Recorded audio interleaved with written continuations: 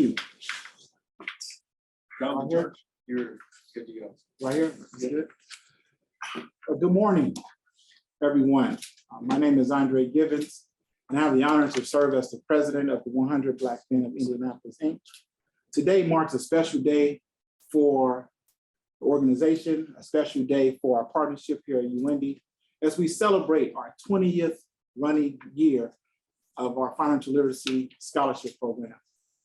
Over the past 20 years, we've been able to change well over 300, close to 400 students' lives in the area of financial awareness and personal investments. Not only that, we've been able to award well over $250,000 in scholarship money to students to impact our students in Indianapolis and surrounding counties.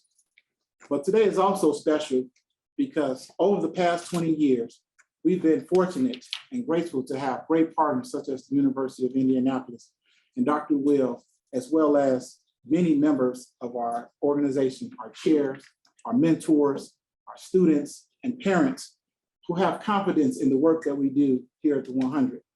Not only that, we've been able to change lives.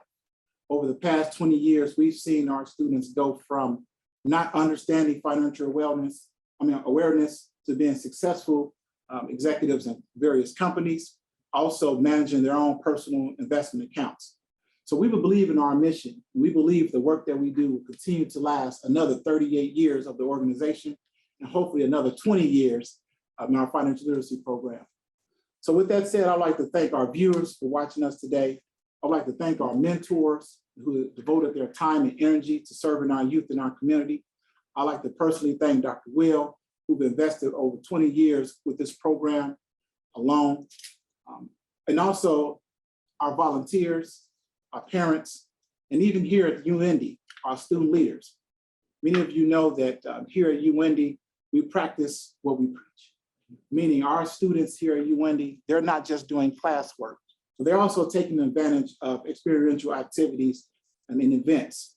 Today, our students actually is running this event. You don't see them now because you're virtual, but behind the scenes, there's quite a bit of logistics that's taking place to make this event a success today. So with that, I'd like to thank our student business leaders for their continued efforts on campus and continue to be a role model for students to come. So with that said, welcome to our 20th anniversary, and I hope you enjoy the program. Thank you, and I'll turn the mic over to Brother Jeff. Thank you, Andre. Good morning, everyone. So glad to have you all. I'm going to keep it brief, but my name is Jeffrey Woodard, and I am honored to serve as the program chair for the financial literacy program.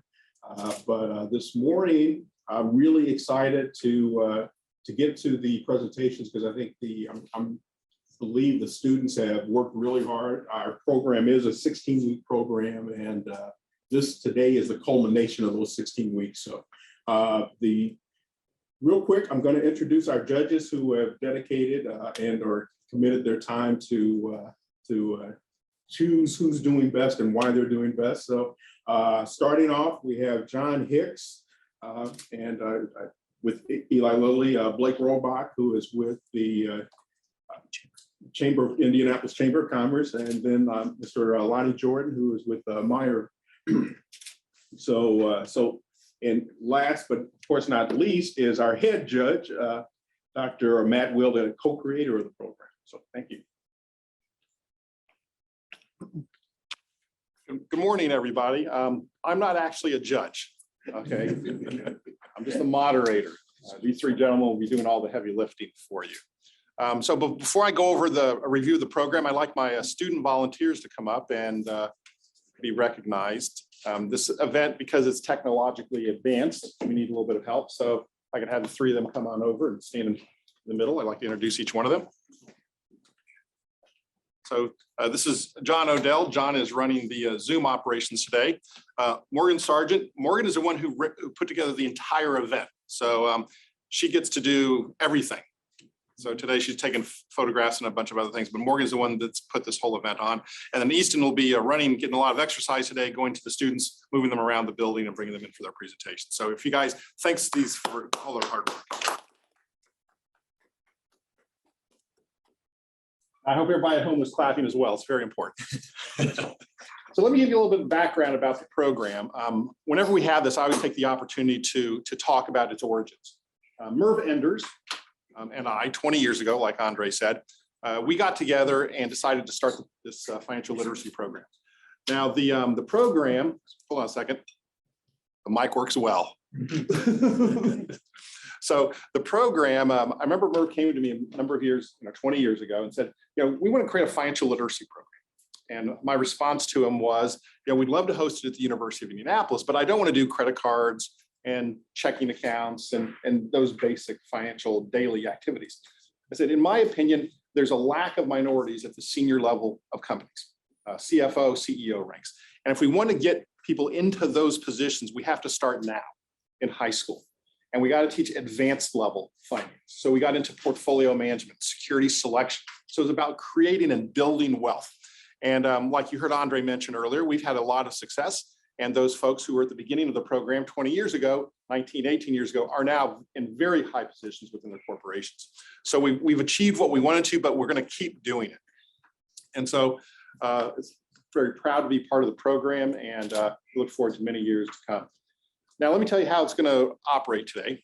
So we're going to bring in 5 teams. The teams will be presenting to you right here where I'm standing. They'll have 6 minutes. Is that correct? Okay. I got to verify because sometimes we change the numbers sometimes. So 6 minutes per team to give their presentations. The judges will judge them in 4 categories. And then also there's a 5th category of compliance. So did they meet the deadlines? Did their portfolio look the way it's supposed to look? Are they within the time frame of their presentation? There will be a Q&A session. Each judge will ask each team a question. And then after all 5 teams are finished, we'll have the judges and myself go to another room and we'll calculate their scores. During that time, of course, you'll have a guest speaker, and then we'll be back at the end to present the awards. So now we'll bring out the first team and we'll get them set up. And once they're set up, we'll begin the event.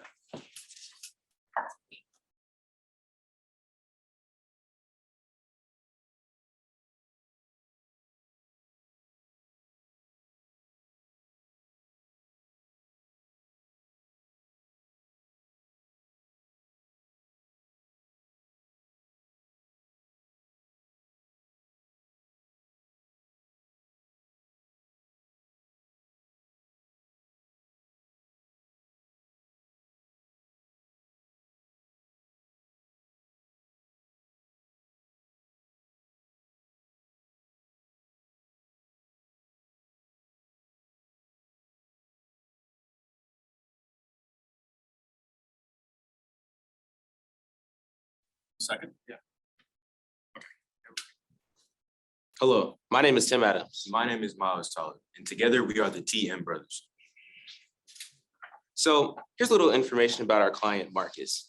Our client, Marcus, is a recent college graduate who currently works as a salesman at Microsoft. He makes $65,000 a year after tax, and he's 24 years old.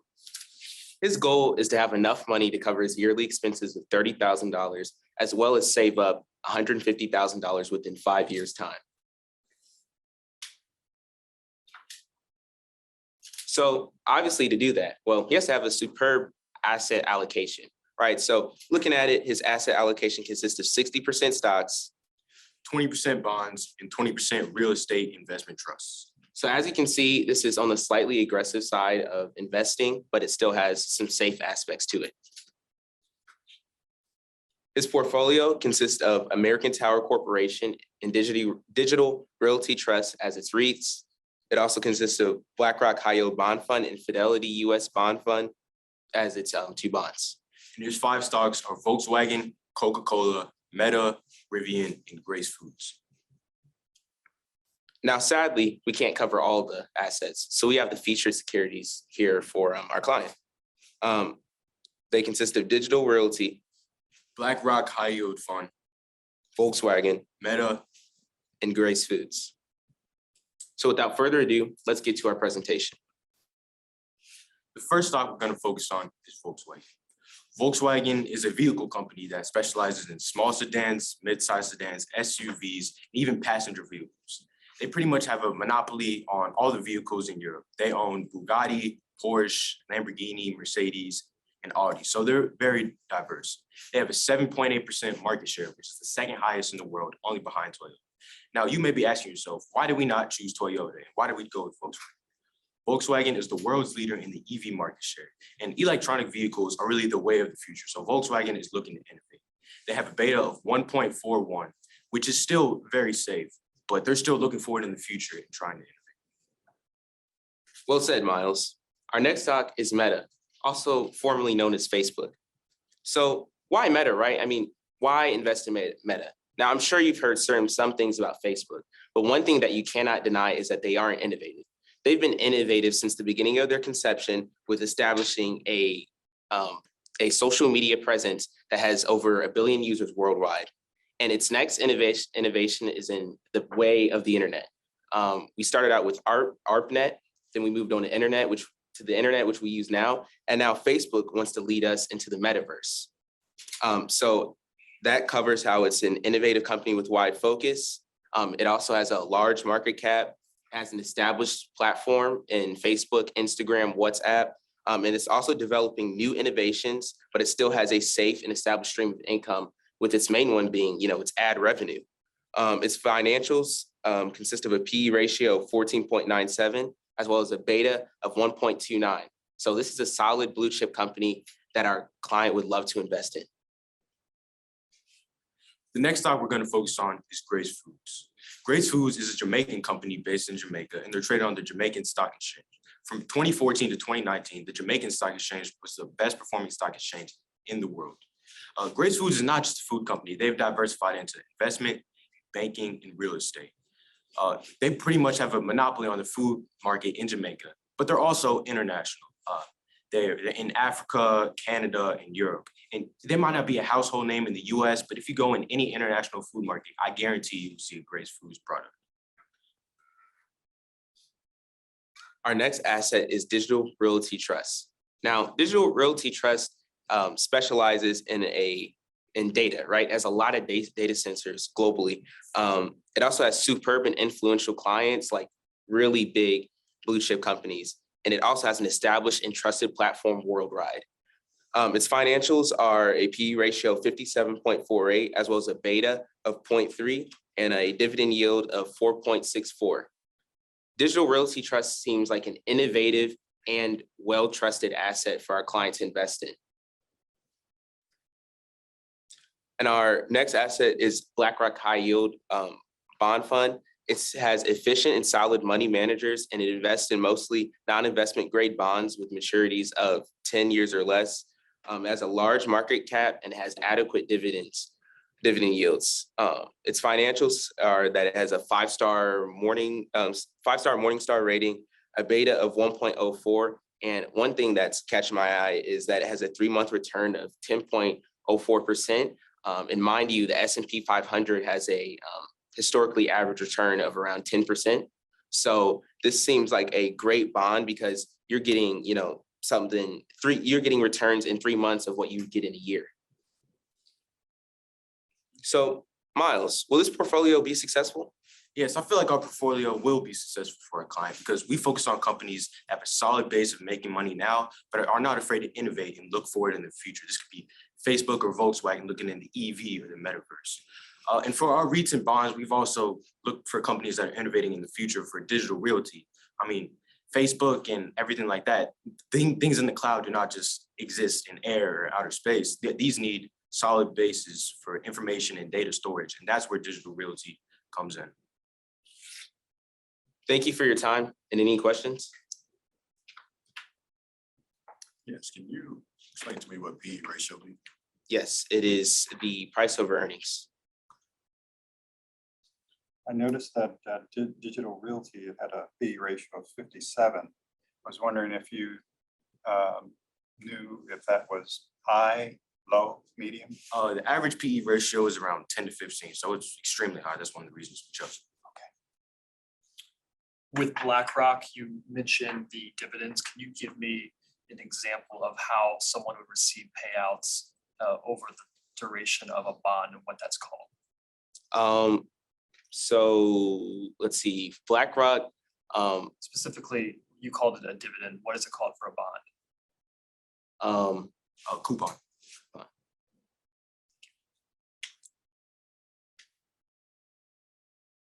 Very good. Thank you very much.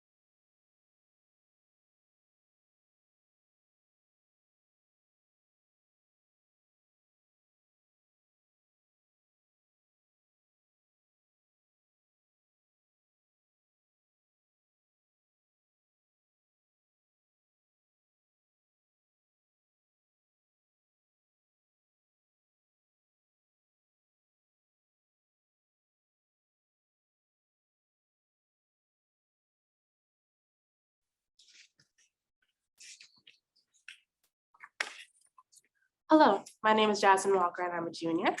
My name is Eucharist Walker. I am a senior. We both attend Achieve Virtual Education Academy. And we are Walker and Walker. Our clients are Leon and Savannah Washington, a 32-year-old married couple with 3 children, the eldest being 10 years of age. They are very responsible and Don't touch the screen. We'll start over. Okay, I didn't realize that you could. That's okay. That's perfectly fine.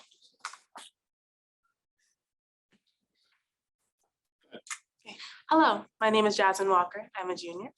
my name is Eucharist Walker. I am a senior. We both attend Achieve Virtual Education Academy. And we are Walker and Walker. Our clients are Leon and Savannah Washington, a 32-year-old married couple with 3 children, the eldest being 10 years of age. They have very respectable and high-paying jobs. They recently inherited $70,000 from a late relative and plan on putting that money into the stock market. Their goals are to live comfortably after retirement, pay their children's tuition, and build their children's inheritance. The Washingtons are very responsible with their money and tend to go the safe route regarding financial decisions. Our asset allocation is 20% bond, 20% REIT, and 60% stock. We went with this more aggressive allocation because of the age and wealth of the Washington family. Like my partner said, the Washingtons are only 30 years of age, and the younger the client is, the safer aggressive allocation become. We chose a diversified portfolio that will fluctuate very little and grow their wealth steadily.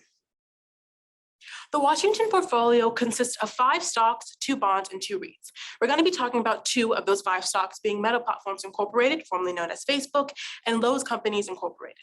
We'll be talking about 1 bond being Diamond Hill Corporate Credit Fund Class A and 1 REIT being Public Storage Corporations.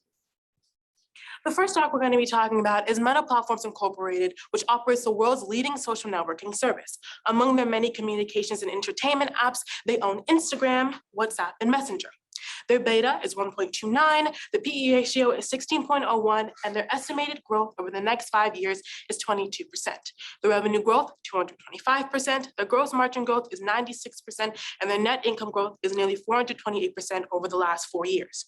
The reason we chose Meta Platforms is because right now it's the cheapest it has ever been. Earlier this year, Facebook sent out a lower than expected company forecast, and they dropped nearly 26%. We believe now, when it is cheapest, is the best time to put their money in. So when it grows up again, their income and will go and grow along with it.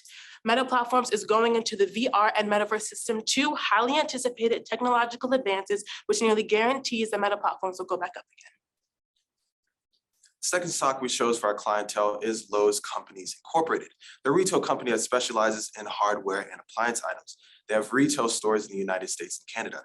They have a beta of 1.29, a PE ratio of 19.52, and are expected to grow over 13% in the next 5 years. Their revenue, gross margin, and net income have all increased over 30% in the last 4 years, with their revenue increasing over 8% in the last year alone. They have an ESG score of 11.7, which is in the 4th percentile, indicating a low risk stock, and have paid dividends every year since 1961. The Washington Portfolio REIT is Public Storage Corporation, an international self-storage company run as a real estate investment trust. They're historically a very strong REIT income-wise, and they are also a good hold REIT, which is perfect for our clients who want to keep their money in the stock market for long periods of time. Their beta is 0.21, their PE ratio is 17, and their estimated growth is nearly 3% over the next 5 years. The revenue growth is nearly 18%, and their growth margin growth is 60%. Lastly, we chose Diamond Hill Corporate Credit Fund Class A, now known as Brandywire Global Corporate Credit Fund. Both funds have 4 share classes instead of 3, and fees for the same share funds that are unchanged. They have a beta of 0.71, and their net asset is over $2 billion. They have a 5-star Morningstar rating and have major national influence, being one of the largest hedge funds in the world. In conclusion, by following our financial plan, the Washingtons are paving the way towards financial stability, a diversified portfolio, and a now growing knowledge of the stock market. We believe that we have given our clients the best things that they need for lasting stability and wealth. As my colleague said, we believe that our diversified portfolio will exceed our clients' expectations and grow their wealth exponentially. Thank you for listening. We are now ready for questions. Thank you. Judges? Well, I guess my first question is, I'm going to focus on Lowe's, and Would you like me to go back? yes, let's go back to the screen. And I know that there are other options in that particular category that you could have selected. This particular company has a estimated growth rate of 13, almost 14%. Did you find other companies that had a greater estimated growth, and why did you select Lowe's versus those? Versus other hardware and appliance stores such as Menards and possibly Home Depot, they do have estimated growth for the next few years to be large as well, maybe even larger. But we chose because of the growth that Lowe's has had over the past few years, with their revenue, gross margin, and net income increasing over 30%. And this is during the before and after the pandemic. Neither Menards nor Home Depot has growth this large in that period of time. So just to be clear, so you're saying that the estimated growth for Lowe's is greater than Home Depot and Menards and other? For Menards, yes. For Home Depot, the estimated growth, I believe it might be a little larger. Okay. Are these all companies that you described? Are they in the same market cap range? Could you rephrase the question? The size of the company, the market capitalization of each of the companies that you're comparing Lowe's to. Were they the same, or are they different? Regarding that, I believe Menards, Lowe's, and Home Depot are very large themselves. I believe that Home Depot is larger than Lowe's right now in terms of just how many stores that they have. But Lowe's has, from 2018 onward, has increasingly grown and is outgrowing and opened more stores than Home Depot has in the last few years. Okay. So with Meta, Facebook, their forecast has dropped because they have been losing users over the last year. What is their main revenue driver for Meta? And why would you continue to support or continue to invest in Meta? You did point out the low price that it currently is at, but what encourages you to continue to invest, and what is that main revenue driver for Facebook? Can you rephrase the question? What is the main revenue driver for Facebook? So Facebook, basically, it's going into the metaverse VR, which I believe and experts believe are highly anticipated. They're going to go really far. They can go into hospitals. They're going to use VR and technological advances. And even though it has dropped by 26%, it was mostly because people were afraid because of the lower forecast and began pulling out their money. And so when it goes back up again, when these when these technological advances go up and are on the market now, we believe that it will rise, it will go back up because of these advances, and the money of our clients will double in on itself and it will rise along with the stock.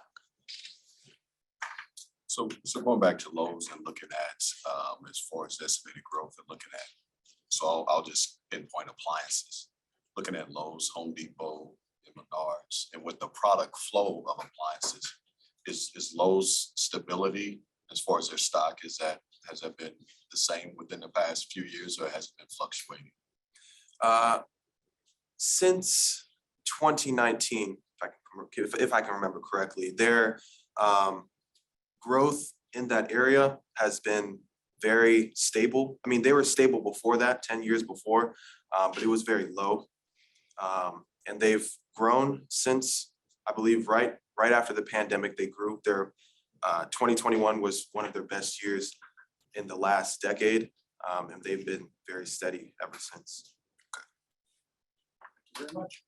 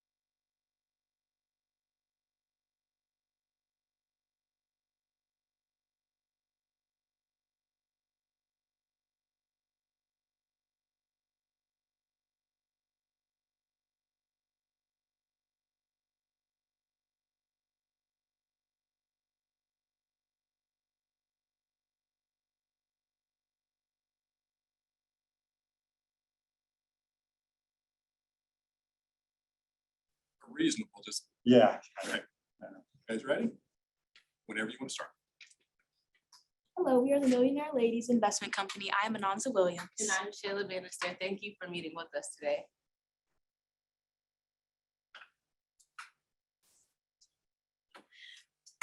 Okay, so in our meeting today, we will be talking about our newest client, Marianne Jenkins. She is 62 years old, a single mother with one daughter, and she currently worked in the medical field, but she has retired. She plans to give back money to her home state of California.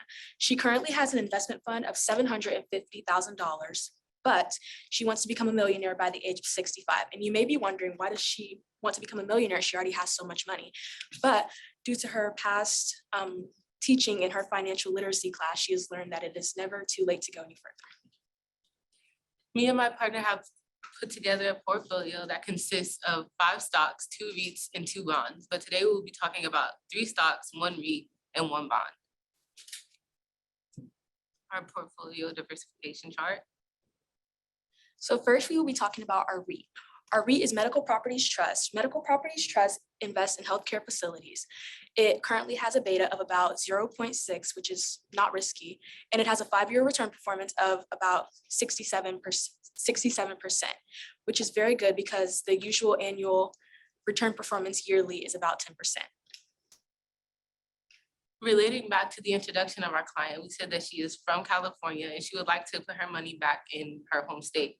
So we introduced her to Fidelity California Municipal Income Fund, a municipal bond that invests her money back into the local streets and schools of California. They have a stable beta of about 1, which is close to the beta of the whole economy. They have a 5-year return performance of about 4% and a strong bond rating of AA.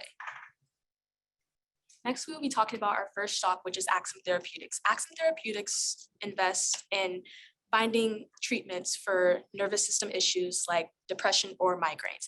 It has a quite risky beta of about 2.3 with a 5-year return performance of about 307%, which is very high. That is why we've chosen the things that we have chosen, the stocks, REITs, and bonds that we have put in our portfolio to balance each other. Ms. Marianne Jenkins has been using Progressive for her car insurance for many years now. We've decided to allow her to invest in something that she is familiar with. They have a safe beta of about 0.5, a year return performance of about 20% with a total net income of approximately $3.5 billion. And our last stock is Global Blood Therapeutics. Global Blood Therapeutics creates treatments for sickle cell.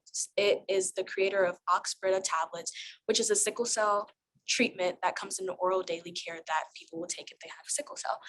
It has a slightly risky beta of about 1.2 and a 5-year return performance of 1.69, which you may be thinking is pretty low, but throughout our portfolio, other 5-year return performances are quite high. And it also has a net income of about $71 million. Within the next 2 years, our portfolio has helped Ms. Mary Ann Jenkins gain $200,000 in her investment fund, leaving her 1 more year to gain $50,000 to obtain her goal of becoming a millionaire through the multiple streams of income we have provided on top of her retirement fund. And ultimately, we put together a portfolio that addresses our clients' investment goals, but along with her personal passions and values. Are there any questions? Thank you very much. Before the questions, what was your name again? Which one was it? Shayla Bannister. Ananza Williams. Well, I'm curious to know, this is your client is 65 years old, of a large investment. If she were 35, how would that change your investment philosophy? I could go for this one. If she was 35, her investment fund would probably be maybe half the amount lower. So we'd probably try to give her a plan like this for the next possibly 30 years. So by the age of 62, she can be in the investment fund of about 750,000. So we can try to get her to be a millionaire. Do you mind going to your portfolio, the breakdown of the stocks, bonds, and REITs you have? One more, sorry. Thank you. So with the short time that your client has, right, 62 to 65, trying to become a millionaire, 2 of the 3 that you presented us had very low betas, making them relatively safe. She's trying to become a millionaire in 3 years off 750. Outside of picking aggressive stocks, what would be something that she has at an advantage with her money? What's a term here that's showing that her money's growing? Money making money, what would that be called? Interest. Compound interest. Thank you. So bond rating, can you explain to me bond rating? I saw one of the bonds you had was AA. A bond rating basically it rates a bond based on how strong it is. So it'll determine how safe or reliable a bond is and how well your money is being used. If I could add on to that, so specifically like a AAA bond rating would be extremely strong, and then a AA or a AA, like positive AA, would be a pretty strong, but AAA would be extremely strong. So the highest. AAA is the best. Okay. Thank you very much.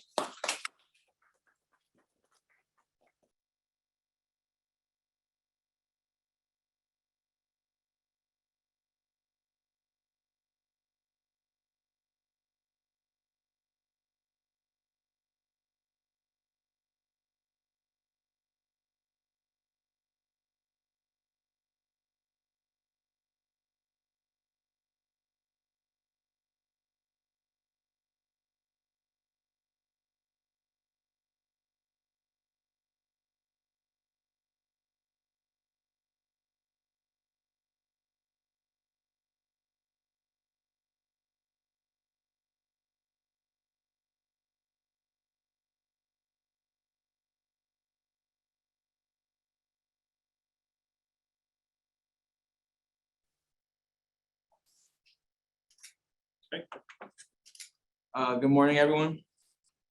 So my name is David Rashid. My name is Charles Davis. And we are the Rashid and Davis Wealth Management. So our scenario, so we have a young married couple that wants to starting up and saving for investment.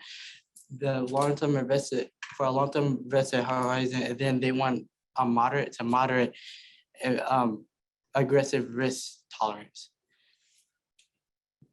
Our portfolio, we have 2 tech stocks. We have an oil stock, we have entertainment stock. We have an international stock. We have two REITs, and we also have two floating rate bond funds. And our first stock is Walt Disney. So Disney Plus is a large portion of Walt Disney. During COVID, they shot up because a lot of people were at home, kids, parents, kind of distracted, and a third of households in the U.S. have Disney Plus, and in 2021 they hit their 2024 subscriber numbers. And Charles is going to talk to you about ExxonMobil. So Exxon near-term goal is to improve their facilities to make it more internationally by creating 70 to 100 new facilities. And then their short-term goal is to recreate fuel that will harm the population less by using biofuels. And then the reason we chose this stock is because that even though small cars might be going electric, you can't have construction working vehicles going electric because the heavy loads will run the battery out fast, and then it will slow everything down for the government. So that would be really bad. And then Nestle is constantly improving the dividends by has been constantly improving their dividends by 27 years. They own 31 brands that each are $1 billion. Then the current price is $128.37. The average analyst price is $151. Next slide. And then Public Storage REIT, the current dividend yield is 2.21%. And then it performs well in good and bad times. Give you a few examples, like the coronavirus, people need to store stuff to put stuff away because it's too much stuff in the house that just gets sick over. And then we have the 2008 crisis where everybody was losing their jobs and they got losing their homes and then had to get evicted and kept that stuff in storage. So yeah, and then they expected a 12% growth in 2022 and 2023. A 6% growth rating from S&P as Moody's. And our bond fund, we have Fidelity Advisor Floating Rate High. We chose this bond fund because it has a 4 out of 5 stars from Morningstar and is a floating rate bond fund, which as interest rates goes up, which they will, the interest will increase, unlike a regular bond fund will just stay locked in. And they have a below average expense. And if you look here, they're in the top percentile ranking 3 to 35, 10 years. And our wrap up, so we chose Disney because they have a good online presence. We chose ExxonMobil because we don't think EVs are gonna take over. We chose Nestle because they're a diversified and international company, and we chose Public Storage because they have a good dividend and are good in bad times. And we chose Fidelity because they have a floating rate bond fund. That's our presentation. Thank you for your time. Thank you for your time. Okay. Now the judges will ask you some questions. So one question for me. So you provided some good information about all of the, about your portfolio, but I noticed that at the beginning of your presentation, you said you wanted an investment strategy that encompasses a portfolio that's moderate to moderate aggressive. Can you give me some examples of how what you've selected fit into that category? Actually cannot, I'm very sorry. Who would be one or some of the competitors to the Nestle stock that you picked? So Nestle is a foreign brand. So but what was the I think the name of it is like I forgot what it, but they own Chip Ahoy and Oreos. So basically, I thought there was gonna be a competition with them, but like they're running them in the dust because like they have candies, baby products, just basically like everything I can think of. So that's the reason I chose Nestle is because it's a good stock to have. So on the public stock you showed on there where it said it was a 12% increase in 2022 and then a 6% in 2023. Is that a decline from the 12% or is that added on to the 12%? So it depends because we don't have enough information because like we can't tell because we're not in like the future yet. But it's all in a day two process. So it might go up, it might not. So we just have to wait and see the outcome of it. Okay, thank you, gentlemen.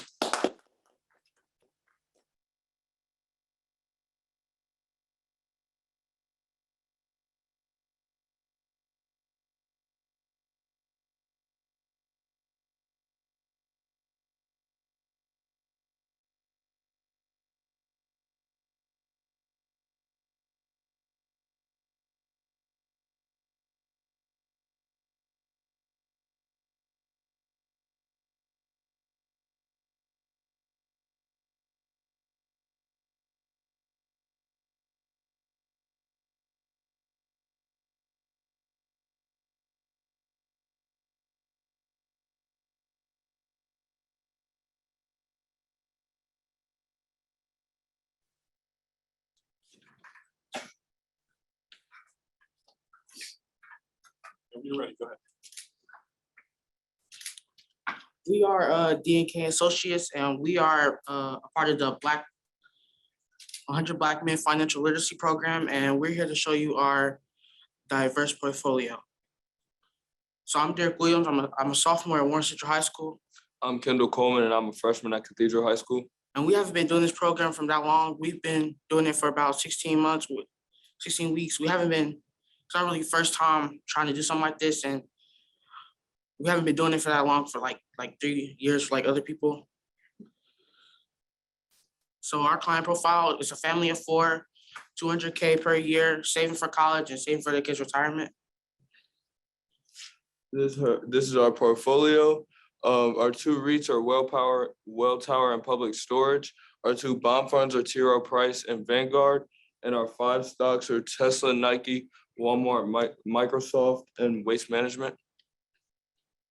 Our first stock is Waste Management. Waste Management market cap is currently 53.9 billion with a beta of 0.86 with a 2.6 dividend yield. It's currently ranked number 2 statistically, competing with Waste Connections. One of our stocks is Microsoft. It's a software company. It has a market cap of $2.16 trillion. A 5-year monthly beta plan would be 0.89 and a 0.83% dividend yield. One of our REITs is Public Storage, a storage company where the market cap is currently 60.2 billion with a beta of 0.26 and 8% dividend yield. One of our bond funds is T. Rowe Price. It's an investment company. It has a net asset of $1.8 billion. It has a 2.8% yield and the Morningstar rated at 4 stars. So our summary for our client of 4, we provide a diverse portfolio which will allow them to save for their kids' education and also prepare them for retirement. Thank you for listening to our presentation. Any questions? Well, so I noticed the stocks that you selected. You selected Tesla, Nike, Microsoft, Walmart, and Waste Management. Can you describe how those companies are different? What are the I guess what are the categories do they fall into in terms of growth in terms of size and other examples. Right, can I meet my partner? I'm sorry? Can I meet with my partner? Yes.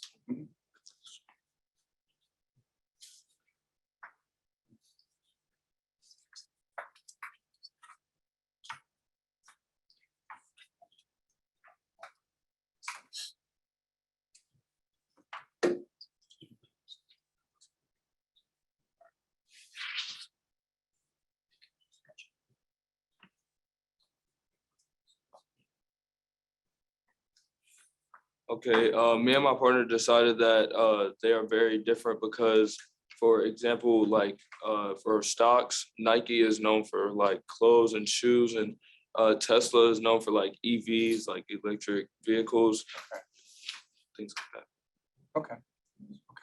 Thank you. So within your stocks, you had very good diversity. You highlighted one key thing across the board for your stocks, and that was the market cap. Can you tell me what market cap is?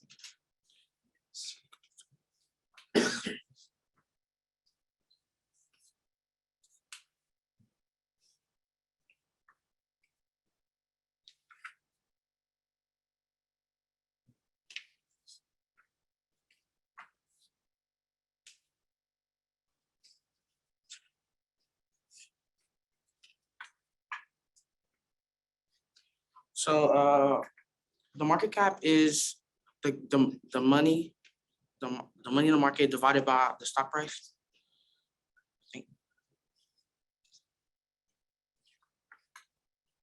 You define dividend yield for.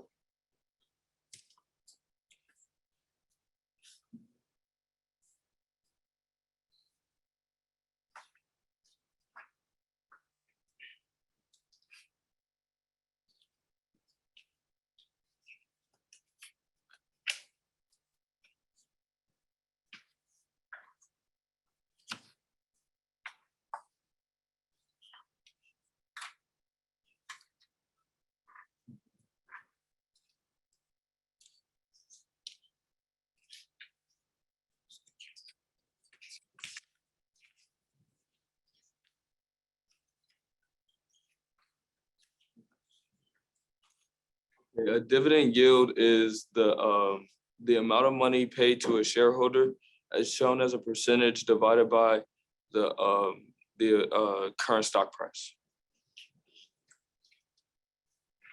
Thank you, gentlemen. Appreciate it.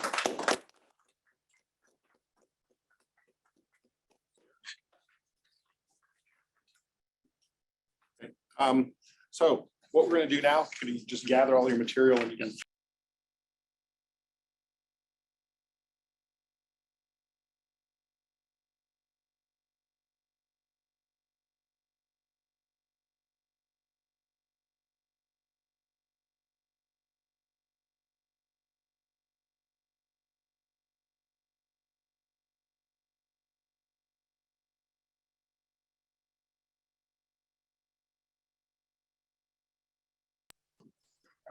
Okay, so what we're doing right now is the judges have gone next door and they're going to start calculating the totals and we'll come up with the winners here in a few moments. But now I'd like to introduce Mike Hubbard, who will be talking to our speaker and introducing him as well.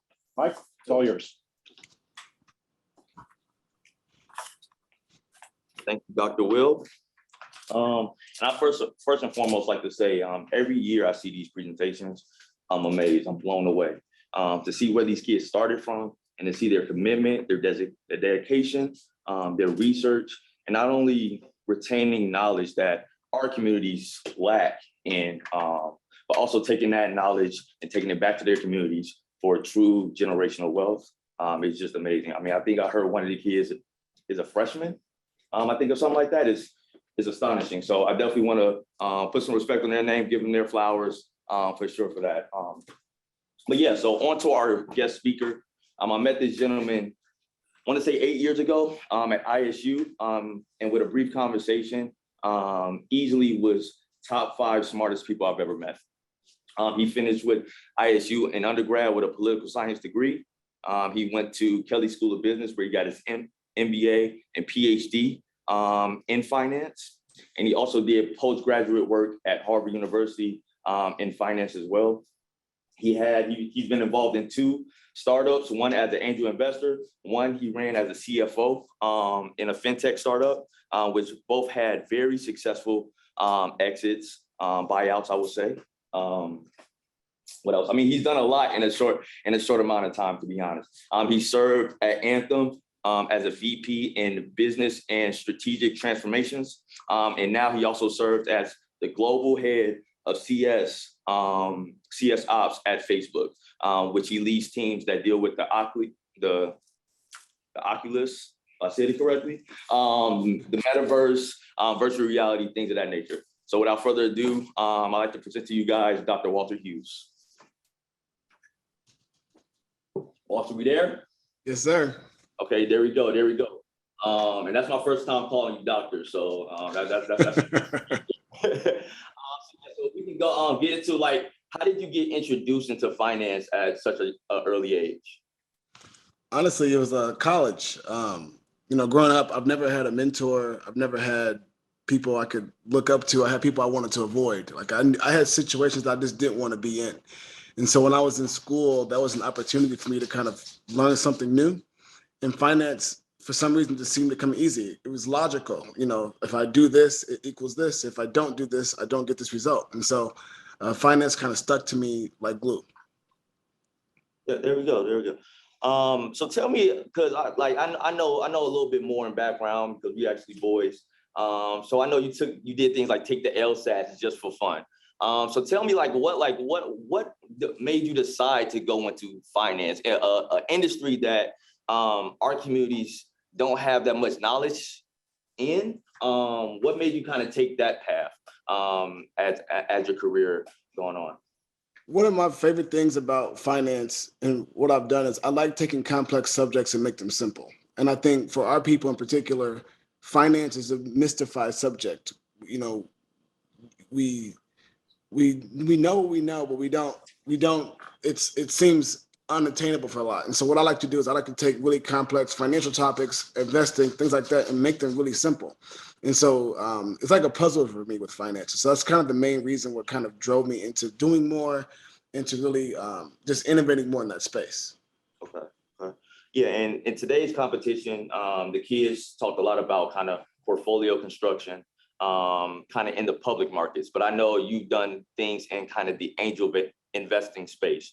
Can you tell us a little bit about how you got into that, angel investing and different, and what's that culture like, and what's that industry like, just to give us a little framework of what's out there? Man, angel investing has definitely been a joy. Now, with my new role at Facebook, unfortunately, I can't do as much as I used to because of the law. But I like investing in anything that is innovative. A lot of the kids today talked about innovations. Innovation to me is doing something new, doing something different, taking a different interpretation of something. And so I like to find companies that are doing that. And so what I do now is, since I can't invest the way I want to, I can't advise. And so I do a lot of advising now with young startups on strategy and on ways to do things differently or to interpret something, or how to look at their dollars, their balance sheets, things like that. I try to do that on a weekly basis. And my new passion right now is energy. I would tell any kid in the room, if you're looking to get into tech, my prediction is energy is going to be the next big unicorns. My tech startup was a unicorn, and we didn't sell. We weren't energy based, but my new startup that I'm working on now is energy based, and I would highly recommend, if you're an angel investor or you're looking to build something new, think about how you can innovate in energy. There you go. What was your role? I talked about the 2 startups that you led. What was your role specifically with MoneyHop? What was your role as a CFO? Like, kind of, what was your responsibilities? What did you do your day to day? It was all things strategy and finance. So MoneyHop was to put it simply, MoneyHop was it's a way for any e-wallet to talk to any other e-wallet, regardless of the starting transaction. And so my role was to lead strategy with MoneyHop, to help us innovate, to help us really think differently in this space. Our team included folks like Guy Sorelli, who created Chase QuickPay, myself. There's folks like David Francis, who created ADP's payment platform. And we really got together and we just idealized around how do we do something differently in this space. And so ultimately with our exit, we were purchased by Samsung, and they bought us to kill us, which for some of the folks in the room, the kids in the room who are getting into startups, that's a thing that happens often when it's easier to just buy you and get rid of you than it is to just have you grow. And so we took the offer, and that was the strategy, and it worked. Oh, there we go. So talk to me a little bit about these kids being in high school. Kind of a 10,000 foot view. What would you tell them kind of to get into this space or to get to access different financial avenues? Because like I said, portfolio construction is just one section of finance. Finance is so broad, and I think we have a lot of information to make up for. So kind of, can you kind of give them some advice in that regard? The biggest advice I'll ever give, I always give, is it ain't about who you know. It's about who knows you. So what that means is get known, get out there, get uncomfortable, join things, join new things, ask tough questions, find a mentor. These are things that matter. Every position I've ever had, every success I've had is because somebody knew me. They brought my name up where I wasn't. And so that means a lot. Get known is the biggest thing. It ain't about who you know, it's about who knows you. There we go. There we go. I think is that all, or we good? Keep going. Oh, okay. I got a couple bonus questions. I know you're not short of talking. You gotta tell us what Facebook is doing out there in the metaverse. And I know virtual reality is a thing that is a popular conversation right now. Can you kind of tell us what's going on? I know you can't give us too much information of what's coming, but in terms of what projects that's been announced and what you guys are working on. So I'll say this: these kids were spot on. So y'all meta folk that were y'all are spot on. I can say that. We currently have 34 products in flight over the next few years. There's something coming out actually at the end of this year, and it's going to be interesting. One of the things that drew me to Meta when I had Google and other people trying to get me was this: to go to Reality Labs in particular. I knew when I met Mark and he told me about the plans around changing the name and all this stuff. This is back in June or July of last year. I kind of, I'm a strategist, so I thought, okay, well, maybe, if I can get in early on the strategy, I can help, strategize and build. And so Meta is doing some really interesting things. And one thing I love about this is it's not just close to Meta. So this isn't just going to be a Meta thing. Microsoft is joining us, and several other companies are going to join us in this effort. And it's going to be an interesting build. One thing I will say is the future in tech will be around wearables. So think more about wearables, think more about things you can carry around, and think more about leaving your cell phone behind. That's going to be where tech is going, and it's going to be interesting to see how this goes. I'm confident that the adoption rate will be easy. I'm just going to be curious to see how these new products light up in people's lives. Can I ask a follow-up question? Yeah. Hey, Dr. Hughes, this is John. I'm one of the student workers here, but I don't know if I'm. There you go. We got you. So I was just wondering, just kind of like piggybacking off of that, talking about the metaverse. I've seen a lot of research on Disney, and they're trying to kind of pioneer a metaverse experience for their parks. Will that be like a partnership with Facebook, or will it be like these major entertainment companies trying to find like kind of their own markets and their own platforms, or like will you guys be facilitating kind of that whole entire network? I can't answer specific companies other than what's public, like Microsoft is public now. But I can't answer specific companies, but what I can say is the whole intent of the metaverse. Think about the internet that's on your cell phone now, right? It's on, whether you have an Android, whether you have an Apple phone, it's the same web browser. The idea behind metaverse isn't just a Facebook thing. It's meant to be an open source, open opportunity for folks to develop on the web, the new internet, if you will. So the idea of it is although Meta is our name and we were strategizing on getting out first, it's meant to be open. It's meant to provide opportunity for other people to use it. So whether you have an iPhone or an Android phone or Samsung or whatever, you can still access the internet. And that's kind of the same idea with this. Regardless of where you are, you can still access the metaverse in some capacity. Okay, awesome. Thank you. Okay. And then last question, would you attribute, I should say, your current business acumen or your current status at Facebook, and at Anthem, to your like pre-knowledge of finance until you really would you contribute that to your success right now?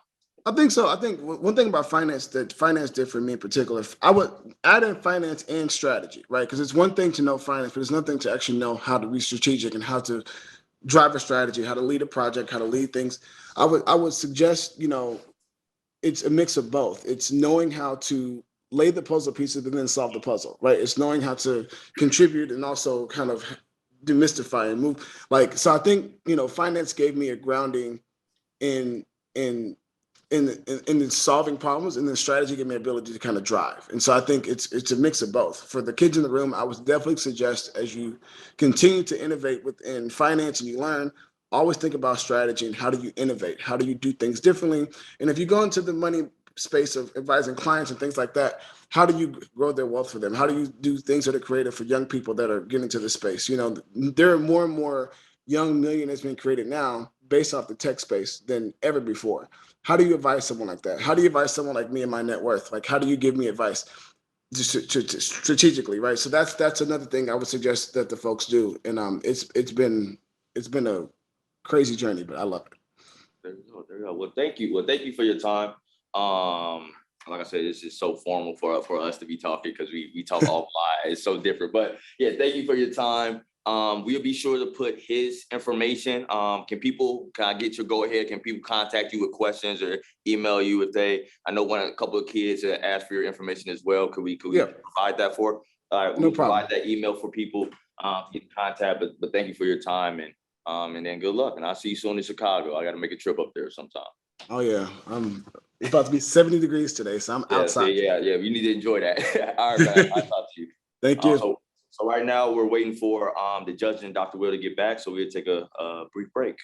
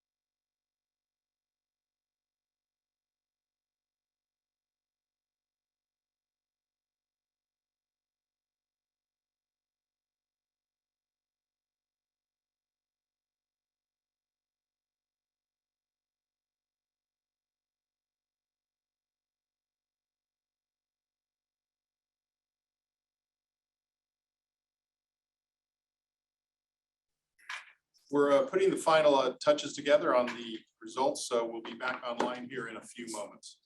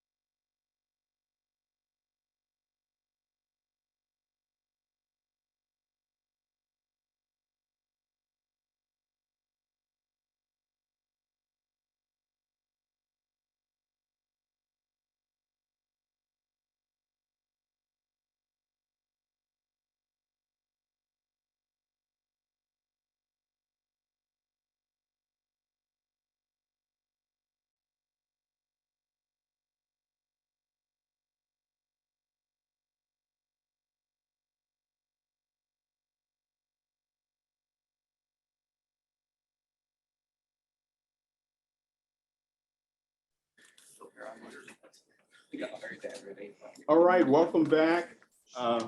Definitely excited. Had a great program. Judges, thank you all for your hard work. I know had some great presentations, so wasn't, I'm sure, I'm glad I wasn't involved with the deliberation. I'll put it like that. So, but students, all 10 of you, definitely would like to thank you all for all the hard work you've put in over the 16 weeks. Definitely, it's pretty rewarding to see what you all have done today. So, so thank you. So, and now the moments that you all have been waiting for. So, so I don't want to be the only one to know this. In third place, it is team 3. Shayla Bannister.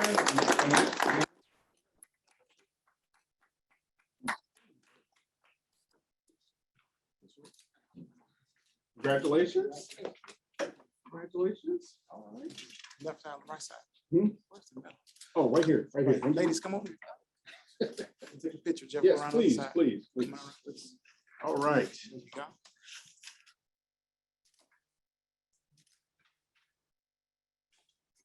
That's it. All right. All right, thank you very much. You stand to our left here, please. The second place team this year, actually, I recall a repeat of last year, the Team Walkers. So Eucarius and Jasmine Walker, thank you all. Dude. Great job, thank you. All right.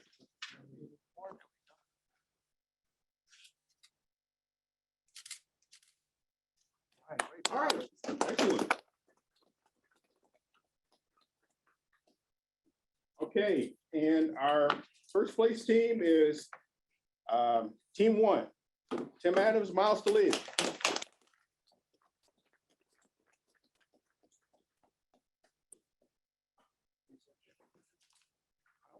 Congratulations. Tim, congratulations. Thank you. All right.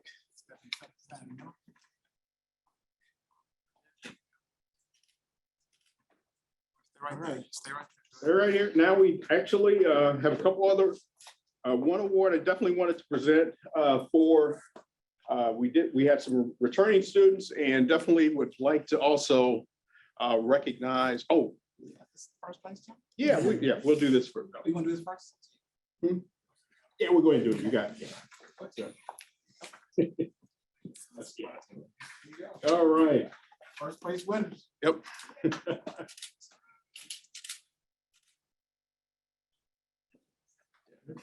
All right.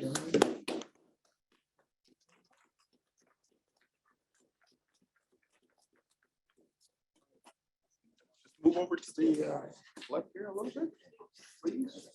Okay. And wanted to award we always like to recognize our returning students and definitely this year we named as our most improved student, Charles Davis.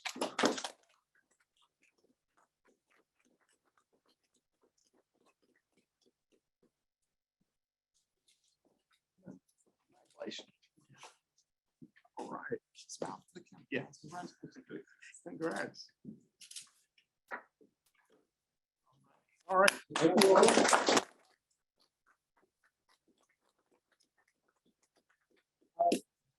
Definitely, I think at this point, would love to have Mr. William Durham come and give us a few closing remarks. He's the executive director of 100 Black Men. And just again, thank you all to the judges, the mentors, the students, the parents who have made sure these students have been here every week for the last 16 weeks. Just thank you all. So.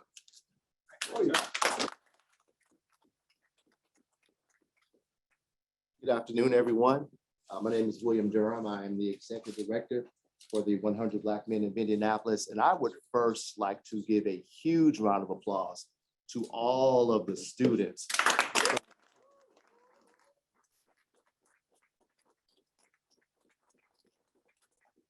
Not envy these students. I was sitting in the back as the judges were asking questions and I thought, man, These are some serious questions that these students have to answer, but they all did an outstanding job.